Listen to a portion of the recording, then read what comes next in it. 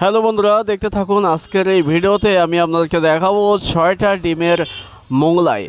6টা ডিমের মোগলাই কত বড় হয় আর কিভাবে আমরা খাবো আর কিভাবে বানাচ্ছে সব প্রসেসিং আপনাদেরকে দেখিয়ে দেব।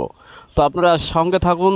অবশ্যই আমরা মেলায় ঘুরতে আসছি, দুই বন্ধু মিলে এই 6টা ডিমের মোগলাই আমরা সাবার করব এখানে।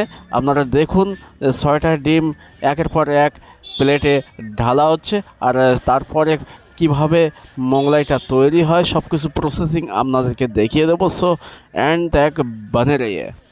তো দেখিয়ে দোস্ত, এই যে আলু ডালা হচ্ছে, ওর ভেতরে অনেকগুলো আলু একসঙ্গে মিক্স করা হচ্ছে ডিমটাকে। আর তারপরে ডিমটা এইভাবে বানিয়ে বানিয়ে আমাদেরকে পুরো 150 টাকা দিতে হয়েছে এই মোগলাইটা খাওয়ার জন্য।